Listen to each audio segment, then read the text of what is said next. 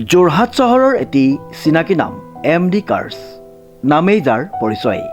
আমাৰ ইউজ কাৰ ডিলাৰত 4চকীয়া 2চকীয়া বাহনৰ উপৰিও কমাৰ্চিয়েল আৰু প্ৰাইভেট বাহন উপলব্ধ উচিত মূল্যত। আমাৰ শ্ব'ৰুমত গাড়ী এক্সচেঞ্জৰ সুবিধাৰ লগতে ইঞ্চুৰেঞ্চ, পলিউশ্যন আদিৰো সুবিধা গ্ৰহণ কৰিব পাৰিব। নমস্কাৰ, মই যোৰহাটৰ MD কাৰ্ছৰ স্বত্বাধিকাৰ হয়। আমাৰ ইয়াত সকলোখিনি গাড়ী পাব, কমাৰ্চিয়েলৰ পৰা ধৰি প্ৰাইভেট ভেহিকুললৈকে পাব। আমাৰ ইয়াত ফাইনেন্সৰো সুবিধা পাব আৰু এক্সচেঞ্জো হয় আমাৰ ইয়াত। আমাৰ প্ৰত্যেকখন গাড়ীৰে ডকুমেণ্টছৰ যিখিনি চাৰ্জ হ'ব সেইখিনি আমি ফ্ৰী কৰি দিওঁ আৰু ইঞ্চুৰেঞ্চ, পলিউশ্যন সকলোখিনি আমি আমাৰ ফালৰ পৰা পাব। আপোনালোকে কোনো ডকুমেণ্টছ চাৰ্জ একো দিবও নালাগে। আৰু আগন্তুক নতুন বছৰ বহুতখিনি সুবিধা আছে, অফাৰো আছে। আমি সেইখিনিও আপোনালোকক অফাৰখিনি দিম। আৰু আমাৰ এড্ৰেছটো হৈ গ'ল যোৰহাটৰ সদৰ তিনিআলি নিয়েৰ টুকুলাই, MD কাৰ্ছ। Contact number 9101587204। আৰু এটা আমাৰ ডিলাৰ আছে গোলাঘাটৰ টাউনতে, MD কাৰ্ছ। আপোনালোক তালৈও যাব পাৰে, তাতো ভাল গাড়ী পাব। আপোনাৰ মন পচন্দৰ গাড়ীখন ক্ৰয় কৰিব পাৰিব। Contact number 9101587204। ধন্যবাদ। প্ৰিয় গ্ৰাহকসকলে উচিত মানদণ্ড আৰু উচিত মূল্যত আমাৰ শ্ব'ৰুমৰ পৰা সপোনৰ গাড়ীখন নিশ্চিন্ত মনে ক্ৰয় কৰিব পাৰিব। গতিকে আজিয়ে আহক আমাৰ শ্ব'ৰুম MD কাৰ্ছলৈ আৰু লৈ যাওক আপোনাৰ মৰমৰ গাড়ীখন।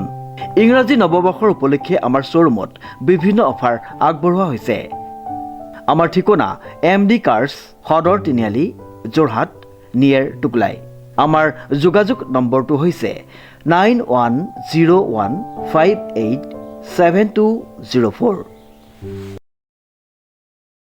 নমস্কাৰ, বিশেষ বাতৰিৰ সৈতে ষ্টুডিঅ'ৰ মজিয়াত মই লিপিকা। দেৰগাঁৱৰ লেখিকা ববিতা বৰঠাকুৰৰ প্ৰবন্ধ সংকলন স্বচ্ছ আৰু অস্বচ্ছ দাপোণত নাৰীৰ এক শুভ উন্মোচন। নিউজ নাওৰ এক বিশেষ প্ৰতিবেদন। দেৰগাঁৱৰ লেখিকা ববিতা বৰঠাকুৰৰ প্ৰবন্ধ সংকলন স্বচ্ছ আৰু অস্বচ্ছ দাপোণত নাৰীৰ শুভ উন্মোচন। সাহিত্য সংস্কৃতিমূলক মাহেকীয়া আলোচনী জোনাকৰ উদ্যোগত আৰু উত্তৰ পুৰুষৰ মঞ্চৰ সহযোগত যোৱা 29 ডিচেম্বৰ দেওবাৰে গুৱাহাটী প্ৰেছ ক্লাবত দেৰগাঁৱৰ লেখিকা ববিতা বৰঠাকুৰৰ প্ৰথমখন প্ৰবন্ধ সংকলন স্বচ্ছ আৰু অস্বচ্ছ দাপোণত নাৰীৰ শুভ উন্মোচনী অনুষ্ঠানটো অতি গাম্ভীৰ্যপূৰ্ণ পৰিৱেশত হৈ যায়। শিক্ষা সাহিত্য সংস্কৃতিলৈ অলেখ বৰঙণি আগবঢ়োৱা বিশিষ্ট লেখিকা সমাজসেৱিকা ডক্টৰ মন্দিৰা বৰুৱাই গ্ৰন্থখনৰ শুভ উন্মোচন কৰে আৰু ভাষণত কয় যে বিশাল মনৰ অধিকাৰী ববিতা বৰঠাকুৰে নাৰীৰ হাঁহিৰ আঁৰৰ দুখবোৰ বুজি পায়। শব্দৰ সুনিৰ্দিষ্ট গাঁথনি, ভাষাৰ লালিত্য, নিজস্ব লেখন শৈলীৰে প্ৰবন্ধ সংকলনখনিৰ প্ৰতিটো প্ৰবন্ধত এনেকুৱা ৰস পাঠকৰ বাবে দিছে, সেয়া অভূতপূৰ্ব হৈ উঠিছে। নাৰী জীৱনৰ অধিকাংশ সচৰাচৰ ঘটি থকা ঘটনাক লেখাৰ মাজেৰে আনি প্ৰাণ দিছে অনাতাঁৰ শিল্পী লেখিকা শিখামণি দত্তৰ কণ্ঠৰ এটি গীতেৰে আৰম্ভণি হোৱা সভাখনত অৱসৰী অধ্যাপিকা ডক্টৰ অনিমা বৰা আৰু বিষয় শিক্ষয়িত্ৰী কবি দীপা বৰঠাকুৰে যুটীয়াভাৱে বন্তি প্ৰজ্বলন কৰে আৰু মনৰ ভাৱ ব্যক্ত কৰে। সৃষ্টিৰ আঁৰৰ অকথ্য মিঠা কথাবোৰেৰে মনৰ ভাৱ নিগৰাই আদৰণি ভাষণ দিয়া লেখিকা তথা শিক্ষয়িত্ৰী ববিতা বৰঠাকুৰৰ বক্তব্যৰ পিছতেই মুখ্য অতিথিৰ আসন অলংকৃত কৰা সাহিত্যিক বিশিষ্ট সংগীত শিল্পী ডক্টৰ অঞ্জনজ্যোতি চৌধুৰীয়ে সুধা কণ্ঠৰ এটি গীত গায় আৰু ৰসাল কিছু কথাকৈ অনুষ্ঠানটো ৰসোত্তীৰ্ণ কৰি তোলে। পূৰ্বাঞ্চী দাসৰ কবিতা আবৃত্তি, ৰাগিনী কাশ্যপৰ এটি গীতেৰে সভাৰ সময়খিনি প্ৰাণ পাই উঠা সময়ত দেৰগাঁৱৰ উদয়ন একাডেমীৰ অধ্যক্ষ সুবক্তা ভাস্কৰজ্যোতি বৰাই ভাষণত কয় যে ছাত্ৰ ছাত্ৰীৰ সৈতে শ্ৰেণীকোঠাত অতি একাত্ম হৈ যোৱা ববিতা বৰঠাকুৰ এক বিশেষ সত্তা, যাৰ সৃষ্টিৰ পথাৰখন অত্যন্ত সাৰুৱা আৰু পলসুৱা। বিশিষ্ট শিশু সাহিত্যিক সুৰেন্দ্ৰ মোহন দাস আৰু ৰাধা গোবিন্দ বৰুৱা মহাবিদ্যালয়ৰ অৱসৰী অধ্যাপক ডক্টৰ জ্ঞানজ্যোতি শৰ্মাই বিশিষ্ট অতিথিৰ আসনৰ পৰা শুভেচ্ছামূলক ভাষণত দিয়া অনুষ্ঠানটোত বিশিষ্ট গণিতজ্ঞ সাহিত্যিক ডক্টৰ দিব্যজ্যোতি মহন্ত, উত্তৰ পুৰুষৰ মঞ্চৰ কাৰ্যকৰী সভাপতি ৰীণা বুঢ়াগোহাঁই বৰুৱা, স্বৰ্গম সংগীত বিদ্যালয়ৰ অধ্যক্ষ নীৰেণ চন্দ্ৰ বৈশ্য, প্ৰাক্তন ছাত্ৰ নেতা অংকুৰণ ফুকন, সাংবাদিক বিদ্যান বৰদলৈ, অধ্যাপক ৰঞ্জন বৰঠাকুৰ, সমাজকৰ্মী নৱজ্যোতি শৰ্মাই চমুৱাই দুআষাৰ কয়। জ্যেষ্ঠ সাংবাদিক অৰুণিমা কলিতা মেধিসহ অনেকজন শুভানুধ্যায়ীক গামোচা, স্মাৰক, ফুলৰ পুলি আৰু এটি সামগ্ৰীৰ টোপোলাৰে আয়োজকে সম্বৰ্ধনা জনায়। মনপৰসা গ্ৰন্থ উন্মোচনী অনুষ্ঠানটোত জোনাকৰ মুখ্য সম্পাদক কবি লেখক পুলকেশ ৰায় বৰুৱাই আঁত ধৰে। শলাগৰ শৰাই আগবঢ়াই উত্তৰ পুৰুষৰ মঞ্চৰ সম্পাদক লেখক হৰেকৃষ্ণ হালৈয়ে।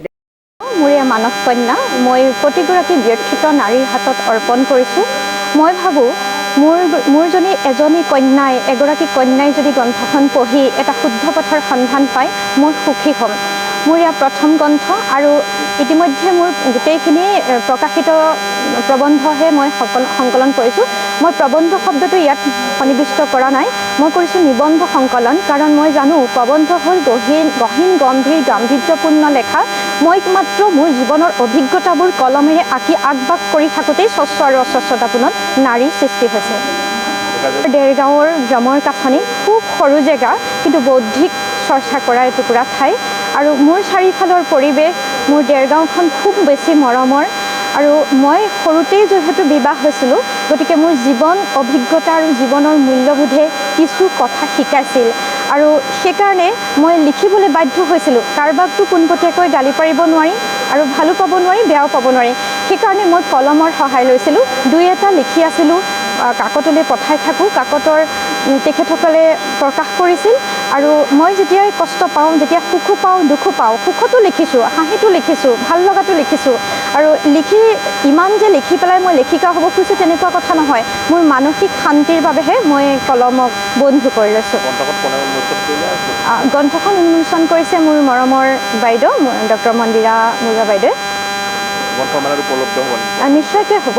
গায়ত্ৰী প্ৰকাশনে লৈছে, দিয়া হ'ব তেখেতসকলক। ইতিমধ্যে তাত পাবই। আৰু বনলতাই দিয়া হ'ব, বনলতাক।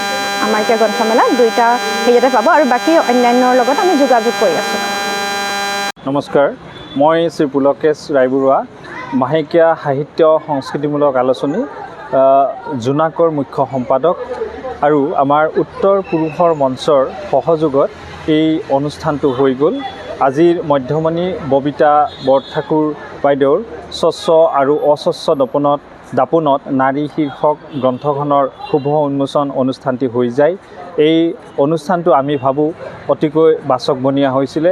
কাৰণ তেখেতৰ গুণগ্ৰাহী শ্ৰোতাসকলে সেই দুঘণ্টা পৰ প্ৰায় ৬০-৭০ গৰাকী ৰাইজে দুঘণ্টা পৰ এই অনুষ্ঠানটোৰ ৰসস্বাদন কৰিছে। কবিতা আবৃত্তি, গীত আৰু ভাষণ, এই তিনিটাৰ মাধ্যমেৰে এই অনুষ্ঠানটো সতেজ হোৱা বুলি আমি ক'ব পাৰোঁ। ববিতা বৰঠাকুৰ বাইদেউ সংক্ষেপে ক'ব লাগিলে বিন্দুতেই সিন্ধু। বাইদেউৰ এটা মন গহনত কি কথা খেলি থাকে, নাৰীৰ মনত কি কথা খেলি থাকে, তাক প্ৰকাশ্যে বাইদেউ লিখি উলিয়াইছে। আপুনি ববিতা বৰঠাকুৰ বাইদেউক অসমৰ পৰা যিকেইখন সংবাদপত্ৰ ওলায় তাতে প্ৰায়েই প্ৰবন্ধ পাই থাকিব। নাৰী বিষয়ক মূল বিষয় হিচাপে লৈ তেখেতে এই গোটেই 30টা প্ৰবন্ধ ৰচিছে। আমি জনাবলৈ পাই সুখী হৈছোঁ যে চলিত অসম গ্ৰন্থমেলাতো এই গ্ৰন্থখন প্ৰায় প্ৰতিটো স্থলতে পাব। অনুগ্ৰাহী ৰাইজে এইখনৰ ল'ব পাৰিব, সংগ্ৰহ কৰিব পাৰিব। ববিতা বাইদেউ আগবাঢ়ি থাকক। চৰৈ বেটি, চৰৈ বেটি। হয়, নমস্কাৰ। মোৰ নাম হৰে কৃষ্ণ হালৈ, উত্তৰ পুৰুষৰ মঞ্চৰ মই সাধাৰণ সম্পাদক হিচাপে আছোঁ।